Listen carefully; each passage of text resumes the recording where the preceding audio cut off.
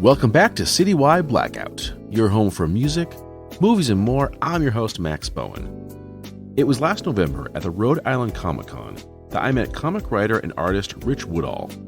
After a little schedule tag, we got the chance to talk all things comics. Rich's resume in the field is very lengthy and includes working on major titles such as Savage Dragon and Teenage Mutant Ninja Turtles, as well as his many indie creations. In this episode, we talk about his work as co-publisher at Black Caravan, an imprint of Scout Comics. Black Caravan publishes horror and sci-fi comics, and we look at the many titles they have out and what is planned for the near future. Rich shares his origins in the comics industry, how he met the folks that gave him his start, and the many amazing people he's worked with over the years.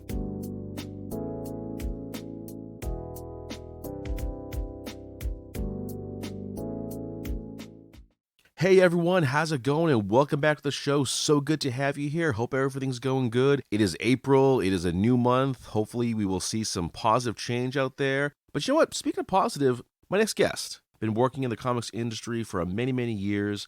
He's worked with some of the big names. He's worked on indie comics. Comic creator, writer, artist Rich Woodall joins me. Rich, welcome to the show, man. It's great to have you here. Hey, thank you for having me. I really appreciate it. I know we had scheduling conflicts, so this has been an epic journey. It has been an epic journey, and we're finally here. It's happening. Yes. We made it happen, and we're going to talk all day about comics. Love it. That's my favorite subject. All right. So there's so much ground to cover here, but I want to begin with Black Caravan, which you are the co-publisher at, along with Joseph Schmalke and James Hake III as the president. Yes. What led to this label being launched, and what's kind of the overall goal of it? So the short version of the history of it is Joe and I worked with Scout doing the Electric Black together. And that was at the time it was their highest selling book, and Joe and I, we're pretty ambitious guys, and we love comics. We have 1,000 ideas between us, and it's been one of my personal dreams to always curate a line of books and kind of have my own company, and so we approached Scout with, hey, what do you think about a horror sci-fi imprint? And they were all for it. So they gave us the keys to the castle, and Joe and I went off and kind of put together the lineup that we had, through both friends of ours and so through submissions, and we're super proud of what we built.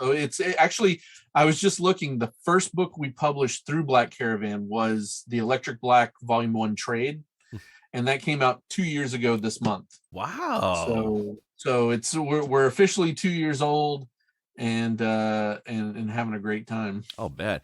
And just looking at some of the titles you have in this thing, it is a great collection. Swamp Dogs, which has zombie voodoo Confederate soldiers.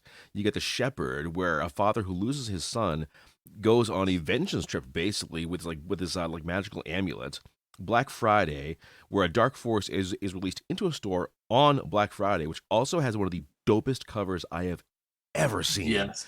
I saw the cover. Those covers are amazing. I saw the cover for Black Friday. I thought, oh shit, whatever this is, I want it. I don't even know what it's about. I don't care. I just want it. And so you said that these people were mostly friends of yours, but also folks who went to you and said, hey, can we publish this? Yeah. We like I said, a lot of them, like Peter Gorel, who created Phantom Starkiller, was a friend with Joe. Joe had done all the art for the Phantom Starkiller blister pack stuff, not all of it, but the majority of it by far.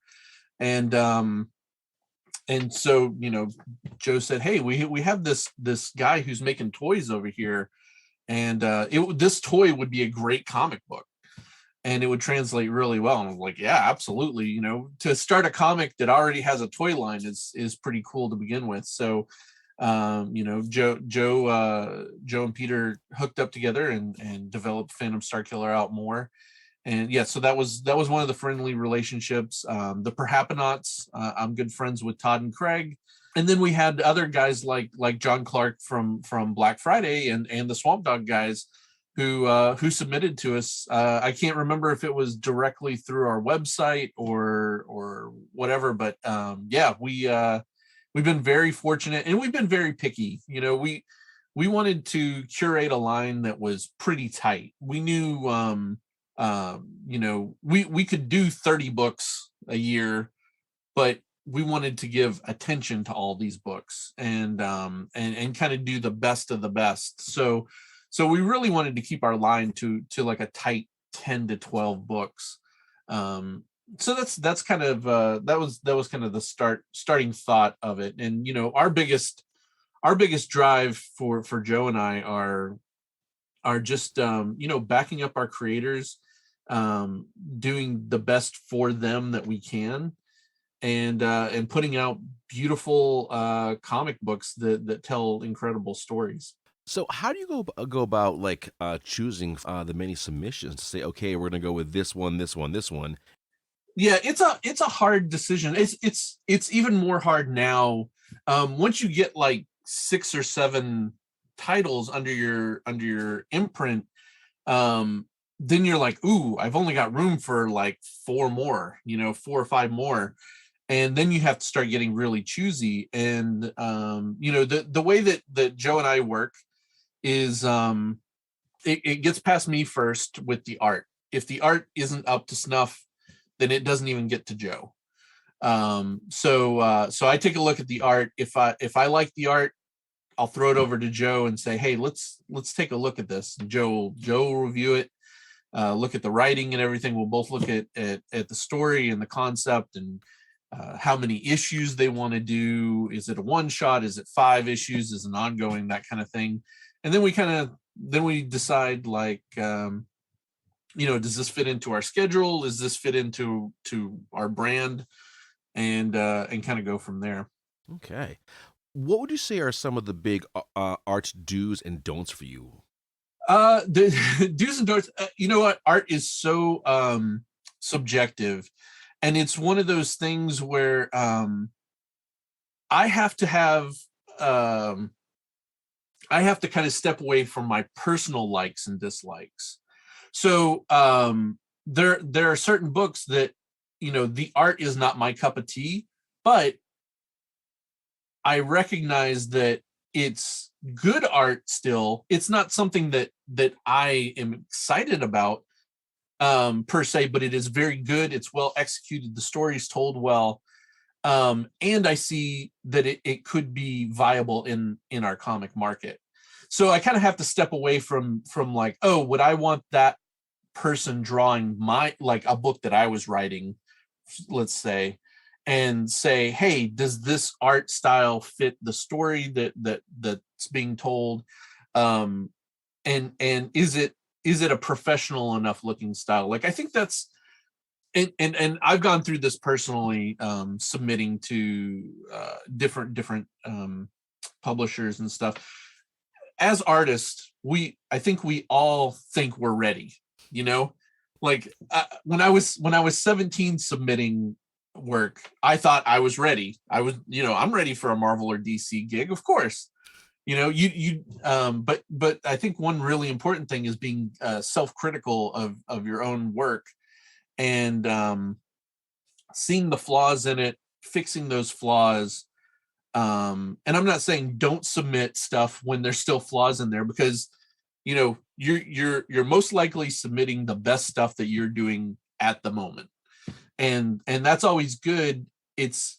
What I think is valuable from that is getting the feedback from other people, to say, oh, well, you need to work on this. Maybe try something like this. Maybe the colorist isn't working. Like, we will get a lot of submissions where the art is pretty good, but the coloring is horrible.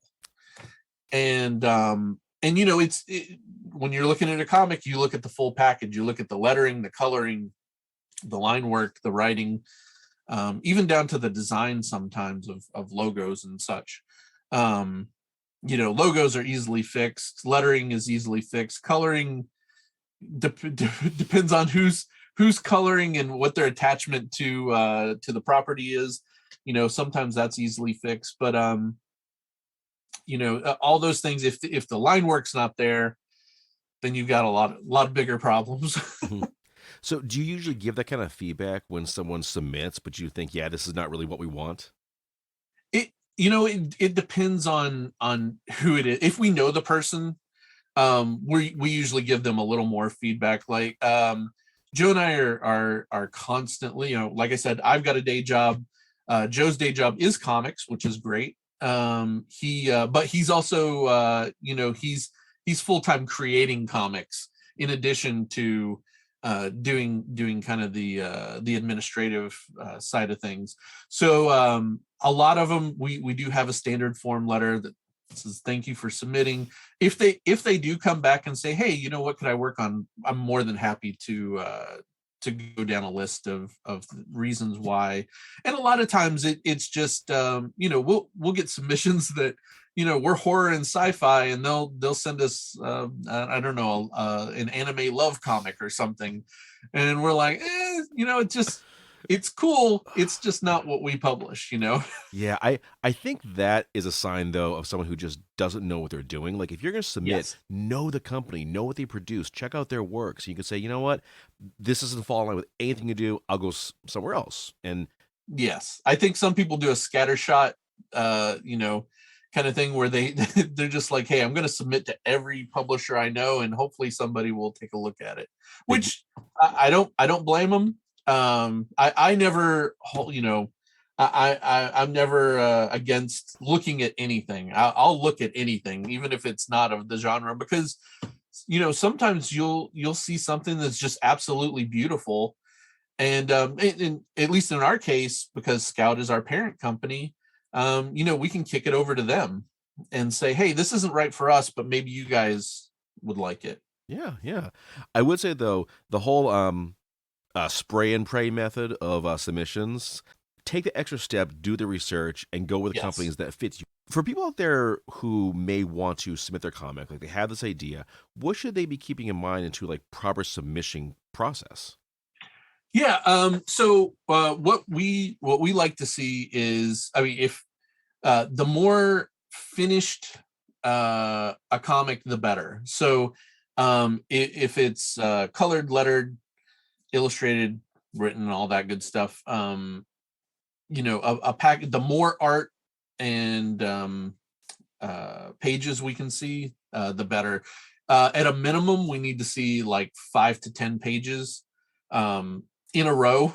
So we've had some where they're like, here's page 1, 3, and 12. And I'm like, that doesn't help us figure out what the story is, But about 10 pages to a full comic, PDF format would be great. A kind of a cover letter introducing yourself, telling us who you are, maybe if you have any credits. If you don't, we don't hold it against you. And then a synopsis of kind of what you want the story to be, what you see as the future of the story, things like page counts and how many issues you want it to be are always helpful, because that's usually the follow-up email if we are interested. Is, oh, well, what are you thinking? Like, is it ongoing? Is it limited? Is it one shot? Like, what are we thinking here?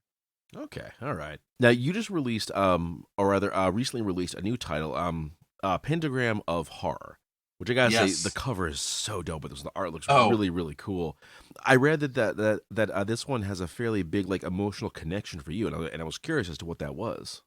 I don't know if it has an emotional connection with me, but it is an amazing book, and that was one of the submissions that we got. That, like, as soon as I saw the art, I'm like, I don't care. This gets signed off on. Like, this is absolutely beautiful. He does just amazing work, and uh, he's one of these guys that's just nonstop creative. He, once he's done with this project, he's on to this next project, and it's even bigger than the last thing. So yeah, just from an art point of view, I was blown away by it. I actually in let's see, what was it?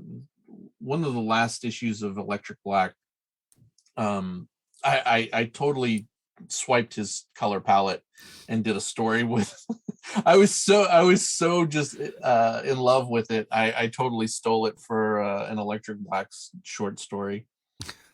Well, they say imitation is a sincere form of flattery, right? Absolutely. Yeah. Yes, absolutely. Nice, nice. I want to actually talk about the whole like horror comic genre. Where is it now? Who do you say are someone like the bigger names involved with it? Yeah, it's amazing. Like right before we kind of popped on the scene, horror comics seem to start really popping up. You have books like Something is Killing the Children. Cullen Bunn writes a thousand horror books that are all amazing. I think it's one of those genres that, I mean, it's always been with us, right? But it does seem to have a resurgence in the last, I don't know, 5-10 years, where I think horror comics are kind of the new superhero comics. It almost seems like the majority of independent comics are focused on a more horror kind of slant to them, which is kind of neat. But yeah, they're everywhere, and I think they're all doing really well, which is kind of cool. Which is another reason why we thought, hey, this is a good time for us because we love horror, the horror genre. This is a great time for us to kind of jump in there and do our thing, share our stories. hmm Something is Killing the Children was such an amazing series. I tore through that because like the cover was like really cool, but also the titles like, huh, are they being like literal or are they just or is it just like a Right, euphemism that I read? I was like, oh no, they're very literal in this one. There are actually kids dying in this one. right, right. That's definitely one of the things that as a creator, I'm all for. Like I want to see people be uncomfortable. You're trying to get an emotion out of people, and giving them that with the title, it sets up some expectations, and if those expectations don't pay off, not that anybody wants to kill children, but if you have a movie called Jaws, there better be a shark in there. You know what I mean? So Exactly.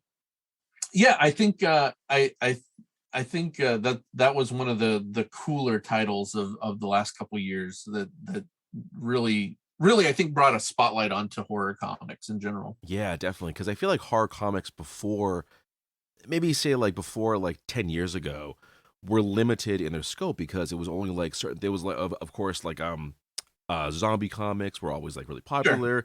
Yep. Tales from the Crypt obviously really popular, but I felt like Yeah. there wasn't the variety Yeah. that we have today. I mean, like AWA, they produce some amazing horror comics like Hotel Yes. Hell, Yes. Year Zero. There's others I'm forgetting. Oh, Grendel, Kentucky, I think it was. Um, Yes. Yes. I love that one. that was a great one. It's a good mix of like, it's got plenty of gore, of course, which is what you show up for, Right. but it's a good Right. story too. It's not just relying Yes. on the bloodshed and the graphic content to sell the book. Right. Right. Exactly. What would you say is a good example of a horror comic done right? I mean, we talked about Something is Killing the Children, but like, I guess I'm asking more for like qualities. Like, what do you think is a good quality of a winning horror title? Yeah, I think that's really again super subjective. Uh what I personally, so this is kind of a roundabout way of talking about this. Joe, my partner, is very much into 80s slasher films, right? That's kind of his sweet spot. And I'm really into Universal monsters. I like old black and white cheesy movies. Um, I enjoy the other stuff, and Joe enjoys other genres, but those are kind of our two sweet spots. So for me, a good horror book, what one I think this is a technical thing, and most people are good at it.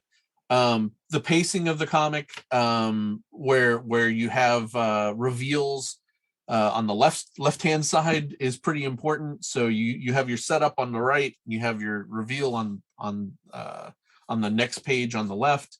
Those things are very important. I think artistic style is super important. It's one of these things. I'm a old school Bernie Wrightson fan, so I'm a fan of the darker the better.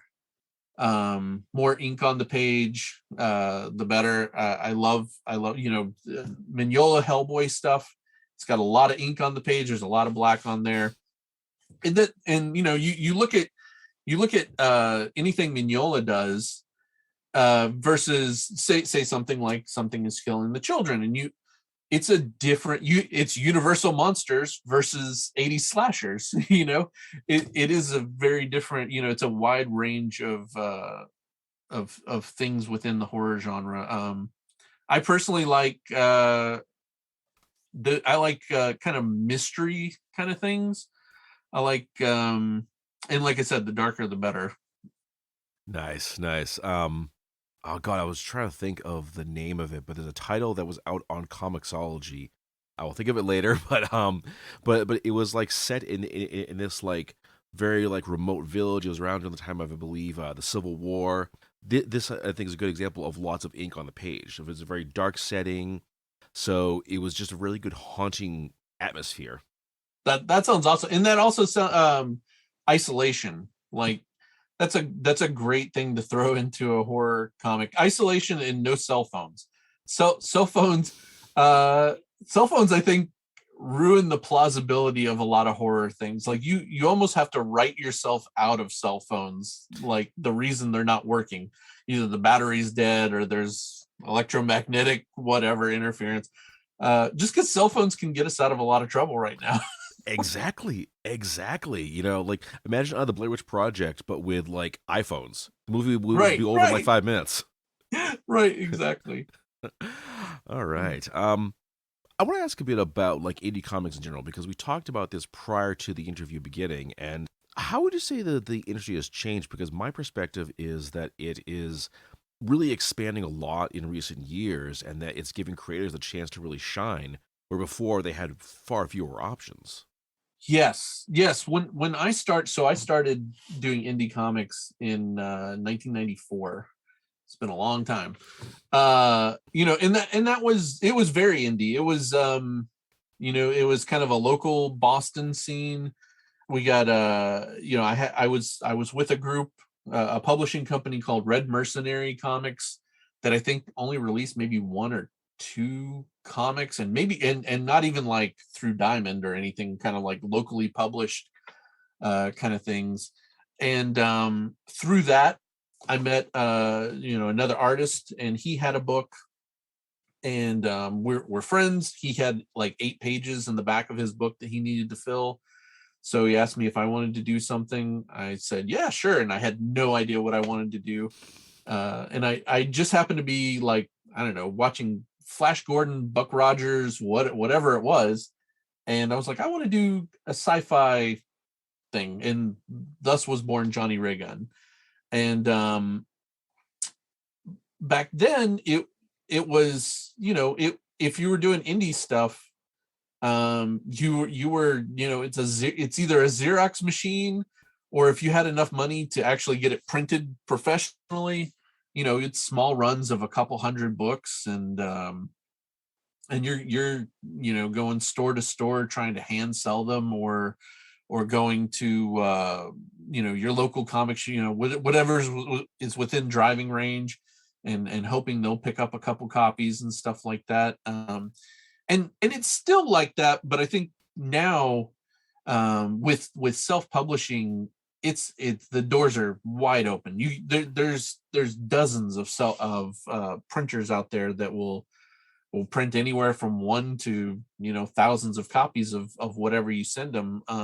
There's overseas printers, there's printers here in the US, and you can get anything done.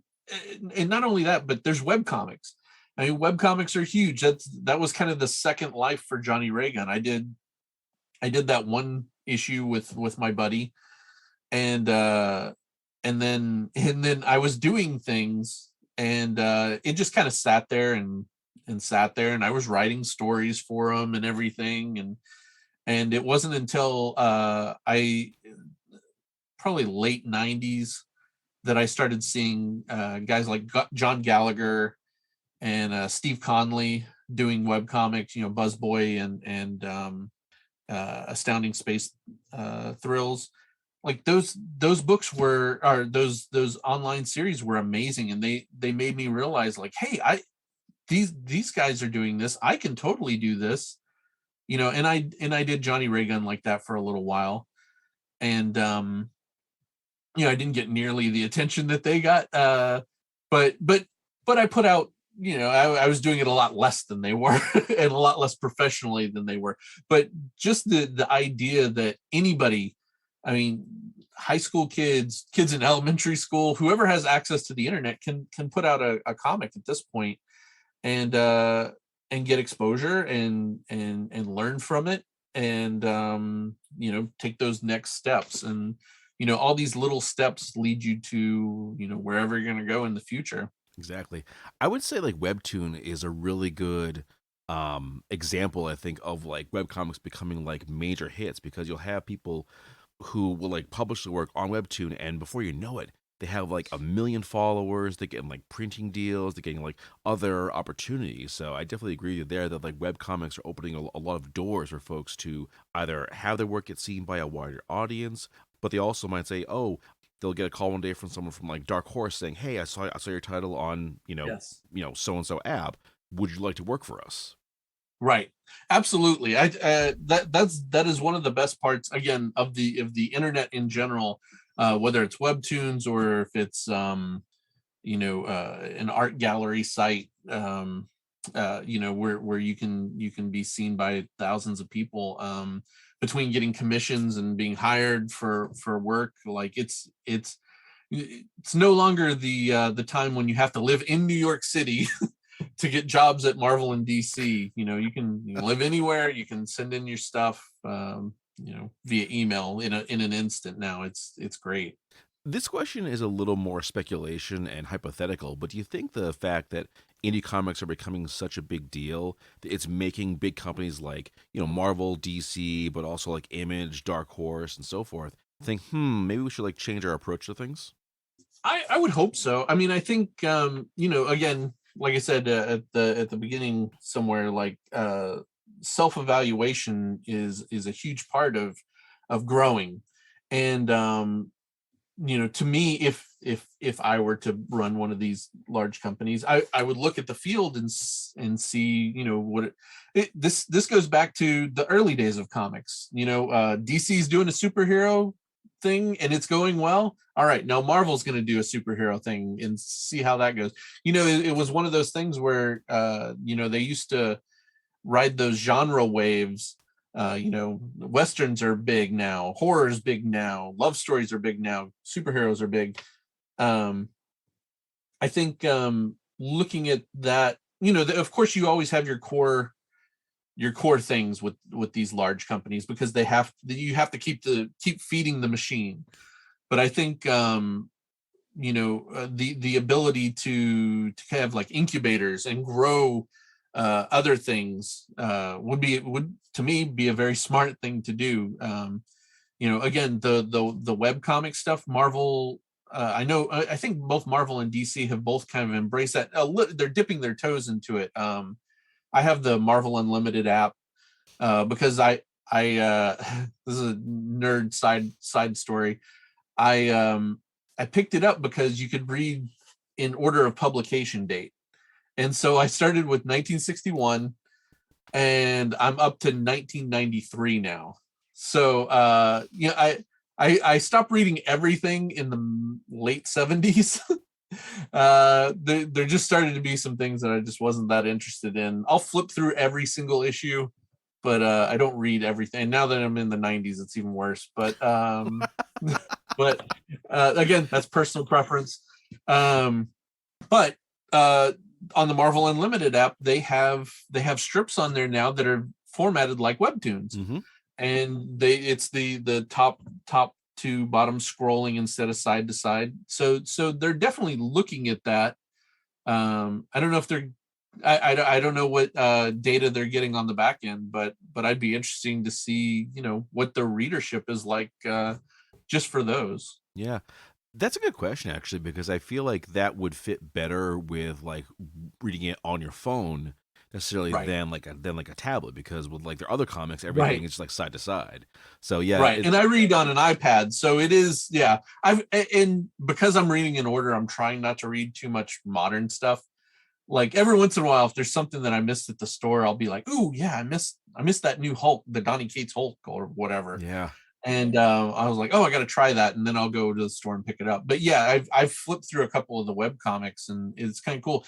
I also have the DC app, um, and DC is doing it in a kind of digital first way, where it's still traditional left to right, page by page kind of thing, but they're releasing certain things digitally first, and sometimes they're shorter.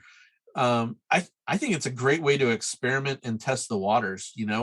uh, I would love to see them do something that has a little more weight behind it, where it goes back to testing out new talent. Like, it's a great play. You don't have to pay for publication. You're not spending all those thousands of dollars on paper, and you can get audience feedback, and see what kind of sticks and what doesn't. Mm-hmm. Yeah. Yeah, I definitely think it's kind of like a bold new world, because like Yeah. whenever I go to the Comic Cons, I'm seeing lots of like indie creators like yourself, out there, like talking about their works, and they're getting like huge response that they just didn't get in the past. I want to Yeah. swing back though, talking about your own career in comics. Um, in 1994, you mentioned that was your first indie title, but was that your first foray into the comics world? Kind of. I had always as a kid, I was 12 or 13, and I we moved around a lot as a kid, pretty much once a year, every year, whether we wanted to or not. We moved around.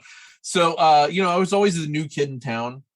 A lot of times we would move in the summer, so I didn't have to, most of the time, didn't have to leave school like halfway through a school year or something like that. So it'd be a lot of summers with just my brother and I.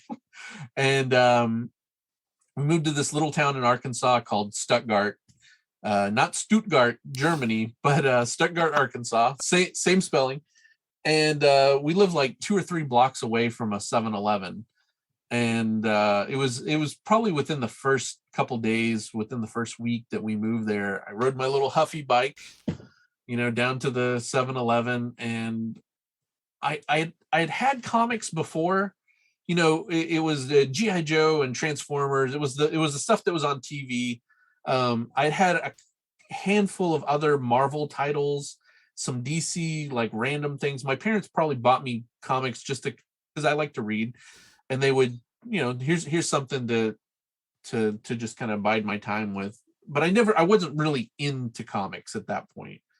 And I go to the 7-Eleven, and I see Classic X-Men 17, and it's a John Bogdanove cover, and it's Wolverine, and he's in chains, and he's got the circus posters behind him. It's a reprint of an old Byrne Uncanny X-Men, beautiful cover. And something about that cover, I was amazed. I'm like, that's what I want to do with my life. I want to draw comic books.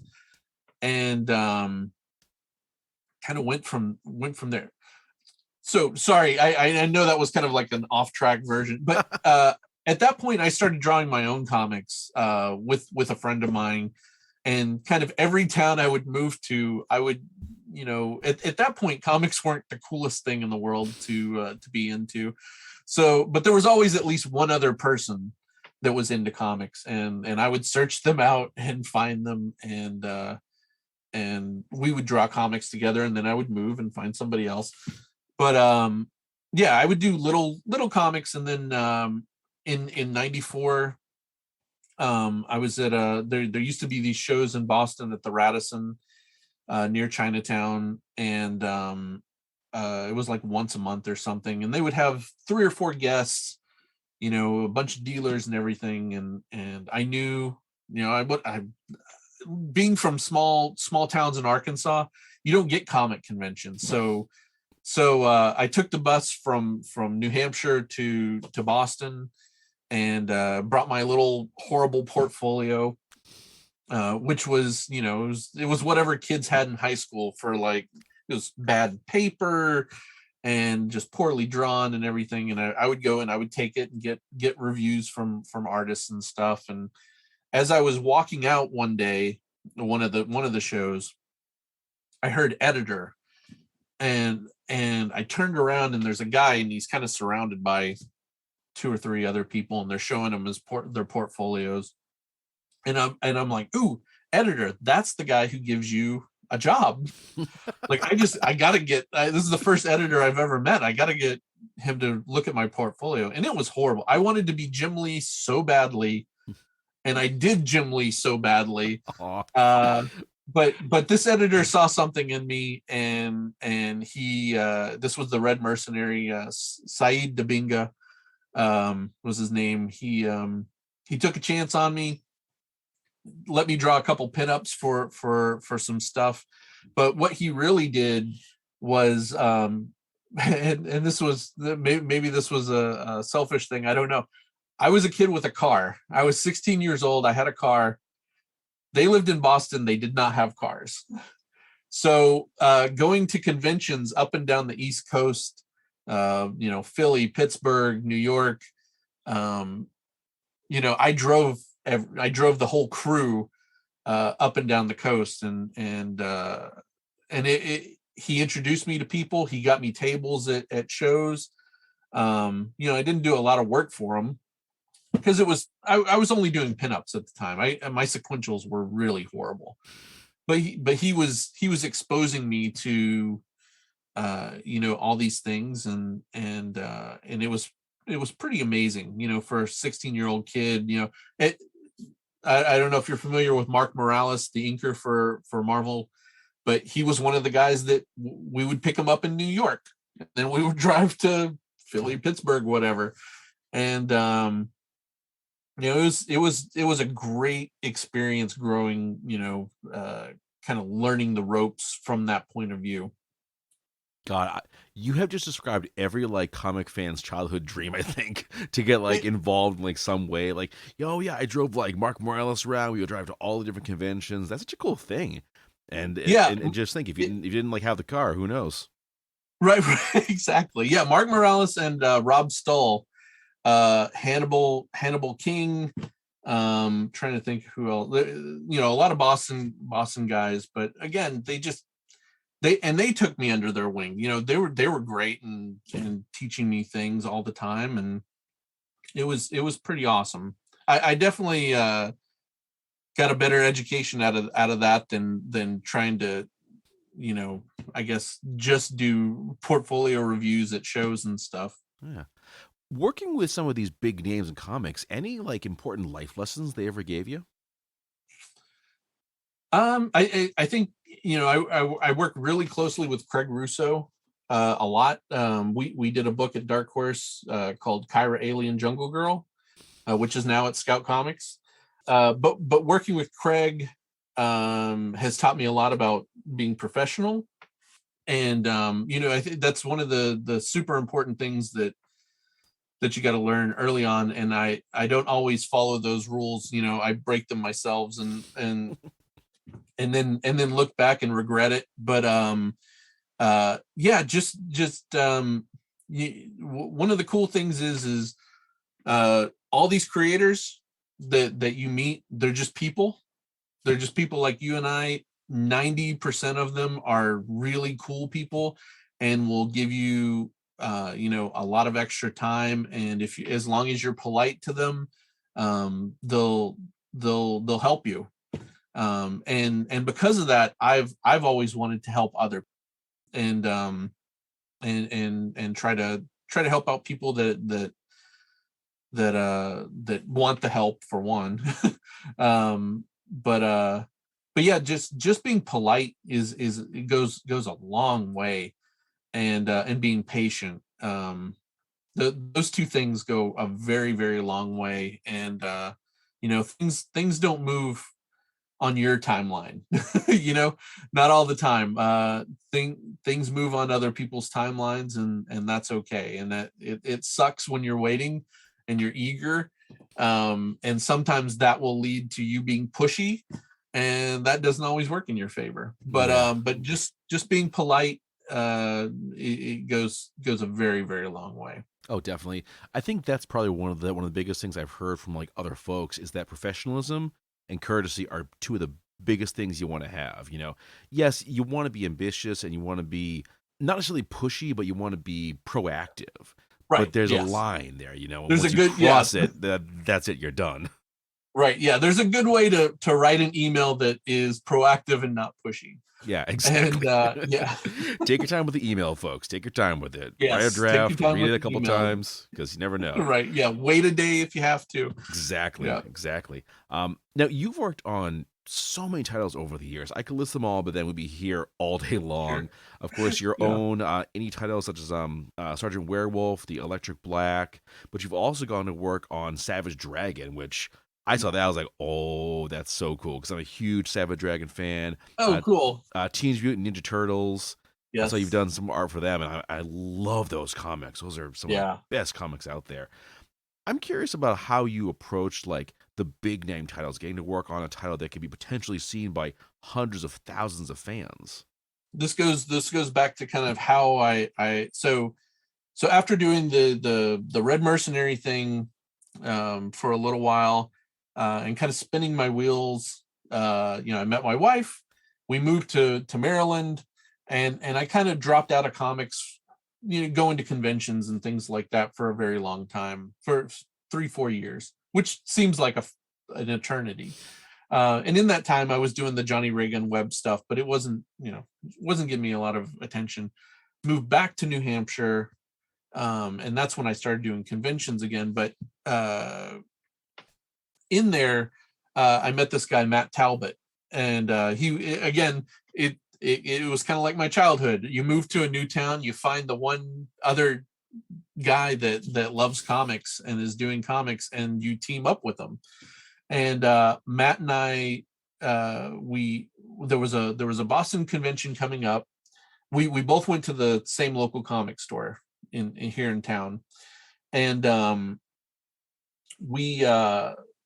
he was doing a lot of the design work for. They were putting out kind of a newsletter once a month, and I remember seeing the art. There was another artist here, Eric Evanson, who was doing a lot of the covers for the newsletter. He and Matt would kind of switch back and forth doing the newsletter covers. And I asked the owner of the shop, like, hey, could I don't know if I'm good enough.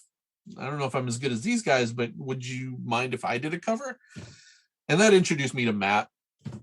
And when I met Matt was doing a coloring seminar at the comic shop. And I don't know if anybody was there to talk to him. He was kind of sitting at a table alone, but we started talking. He had done a pinup for Savage Dragon. And we started, I was like, oh my God, Savage Dragon's one of my favorite. I love Larson. We start chatting, and then loving Larson turned into talking about Kirby. And I'm like, oh, I love Jack Kirby. And my son's middle name is Kirby. And he's like, oh, and he pulls out his backpack, and his backpack, I don't know why he's carrying it around with him, but his backpack is full of Kirby collectors. The magazine, the Tomorrow's magazine. So I'm like, oh my God, this is like my soulmate here. And we started working on the newsletter together and stuff. And there was a Boston convention coming up, and there were about 4 of us. There was another guy, Nev, Eric, Matt, and I were like the local group of guys, and we got together and we said, hey, it would be cool if we self-published something small for just to sell at this Boston convention. Like, I haven't set up at a table for 6 years at this point. And we put together a comic.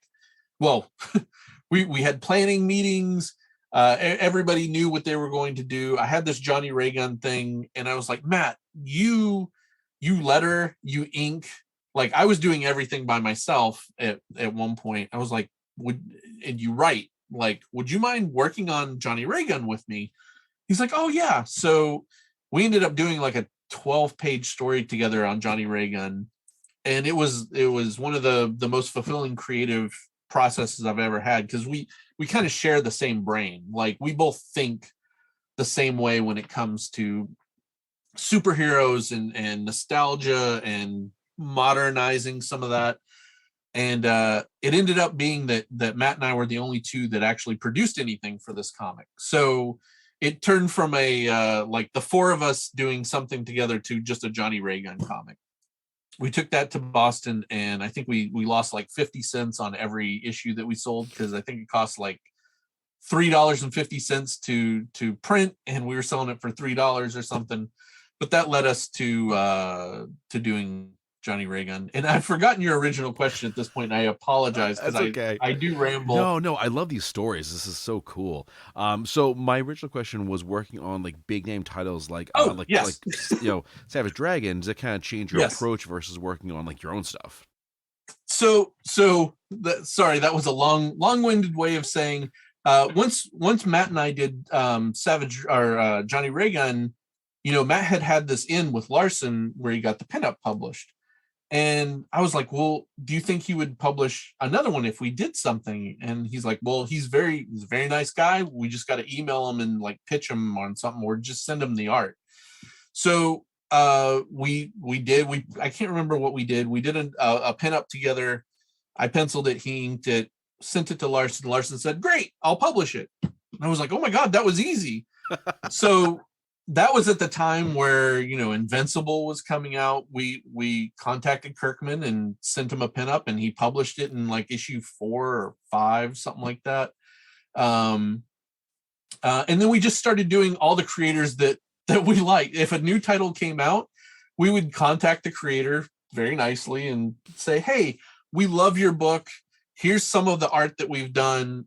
Would you mind if we did a pinup? If you're running pinups in the back of your book, would you consider running our stuff? And they would, most of the time it would be one of those like, yeah, if it's good enough, we'll run it kind of thing. And so we would do it and send it off, and almost every single time they ran it. So that was really cool. It was just a nice way to kind of connect with some of these creators. I don't know if that would still work today, because people don't run pinups all that often. But I know with Gods of Brutality, we've done that with several creators that have contacted us and said, hey, kind of the same deal. We like the book. We would love to do a pinup, and we're more than happy to run that. So that was kind of one way of getting our shoe in. And we just kind of, with Eric was extremely nice to us and very generous, talking to us. I think Matt and I met him in person for the first time in Chicago, and it was one of those, he's kind of, I don't know, legendary for this, where he would go to Chicago and everybody's hanging out at the bar or the kind of common area, and he would just get a group of fans. He wouldn't be hanging out with all the creators. You got Gene Ha over here, and you got all the who's who of Marvel and DC. He would be hanging out with like 8 to 10 fans, and he would just, we stayed up till like 2 or 3 in the morning talking about comics. And he's a big Kirby nut, so of course we probably talked about Kirby for 2 hours, and that led to he was like, I've got to get to the air. I don't know how it came up. He's like, I got to get to the airport tomorrow at like noon. He's like, I gotta find a taxi or something. And Matt and I kind of looked at each other, and Matt's like, well, we rented a car. Can we drive you to the airport?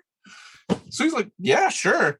So, we cut out in the middle of a convention that we were set up at to drive Eric to the airport for like 2 hours. But it was a fantastic ride. He told us all about his plans for Savage Dragon for the next year. But just those little relationship interactings were great. It led to us doing We did the origin story for Kill Cat in one of the issues, several pinups, and then later when we were doing Johnny Ray Gun, we kind of ended Johnny Ray Gun within issue 6. We were sitting there trying to figure out what we were going to do for the next issue, and we had done a pinup for like a commission for a friend that was a Savage Dragon fan, and both Johnny Ray Gun and Savage Dragon share a Dimension X. So we did Johnny Ray Gun and Savage Dragon in Dimension X, and we posted it on the image boards, and somebody said, "Oh, wouldn't that be an awesome team up?" And Larson goes, "Go for it." And then, Matt and I's jaw just dropped and like, holy crap. And we ended up doing the Johnny Ray Gun Savage Dragon team up, which took 15 years to do, but we finally finished it and put it out, and it was a good time.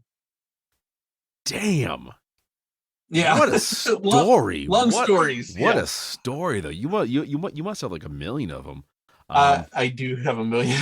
That's so cool, man. That's so cool. So what do you have working on right now? What's coming up in the world of Scout Comics and Black Caravan? Yeah, we've got a lot of new stuff that hasn't been released yet. The rest of the year is looking pretty cool. We've got a kind of a samurai Lovecraft kind of book coming out called Blade the Dark. That's going to be pretty cool. It's all black and white. Really, really neat style. Let me look at my schedule here. I can give you a somewhat of a rundown. Yeah. Sergeant Werewolf, which I had done through Kickstarter.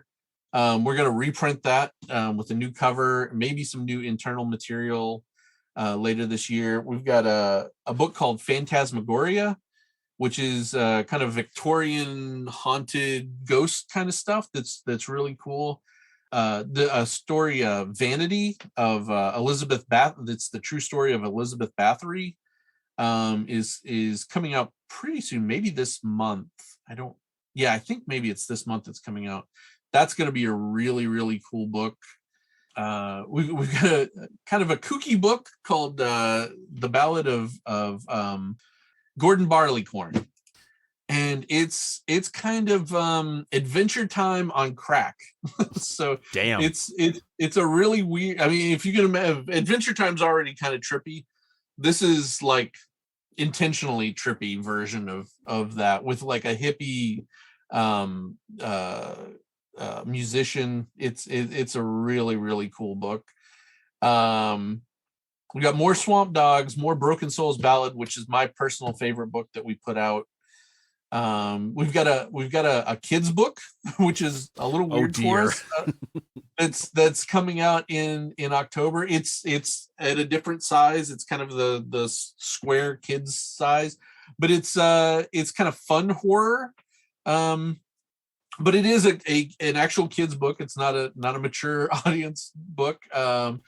More Pentagram of Horror, Rad Wraith, which I don't know if you've seen Rad Wraith, but it's basically a kid that was a skateboarding kid that gets bullied a little bit, gets killed, and then kind of comes back as a kind of zombie thing that enacts vengeance upon everybody. Yeah, those are like the big ones. We've got another book by J.K. Woodward called Behemoth that's going to be cool. So like fully painted and all that good stuff. Those are the big things right now. It's pretty exciting to look at all this. More Electric Black down the road when Joe and I get some time to write it. We've been looking for other artists to draw it, so that's been kind of cool. But yeah, it's more creator owned stuff. I've got a couple other creator owned books. Kind of a Dracula tale called The Bloody Ring of Dracula. It picks up right at the end of the Dracula novel, but instead of him being destroyed, he makes his way to Mexico and becomes a lucha wrestler.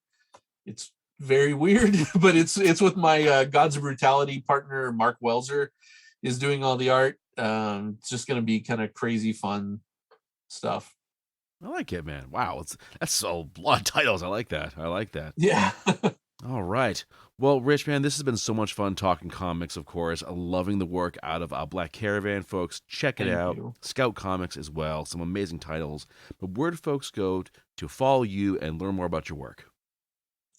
You can, I'm on Facebook. I am on Twitter and Instagram, but I never check those. So, if you contact me there, I probably won't see it. Facebook, I'm on all the time. I have my own personal website, which is the longest URL in history. It's projectpandoraentertainment.com. And that has kind of a list of all the properties I'm personally involved with. It's got my store up there, so you can buy books and all that good stuff. Artwork, I think there's some artwork up there to buy, but yeah. Excellent. Well, Rich, definitely looking forward to the next conversation. I'm sure there'll be many more stories to come. Absolutely. Thank you so much for having me. I really appreciate it. This was great. You're very welcome. This is Angelina Singer, author of the Upper World series, and you're listening to Citywide Blackout, the best podcast for independent artists. Picture this. You finished your first book and nailed it. The plot, the characters, all the twists and turns. This one's a winner, and all you need is the right cover. If you've got my art skills, this is the part where panic usually sets in. Enter the cover villain, hero to writers everywhere. Founded by noted author Remy Flagg, Cover Villain focuses on composite image covers for science fiction and fantasy writers. Give them the details, and they'll craft a cover using popular trends that everyone will want to see. But wait, you say, I've got ideas of my own. No problem, as Cover Villain loves a good collaboration. As they say, our goal is to put a little villain in every cover we make. Want to know more? Then head to covervillain.com and follow them on Facebook and Instagram. Okay, everyone, that brings this episode to a close. Big thanks to Rich for joining me, and definitely check out the work of Black Caravan and Scout Comics. They both produce amazing titles. I know you're going to love them. You can follow this show on Facebook under Citywide Blackout, and Twitter and Instagram under Citywide Max. Get at me at citywidemax@yahoo.com, and check out the show wherever you find podcasts, as well as every Saturday at 10 p.m. on Boston Free Radio. As always, keep those ears open.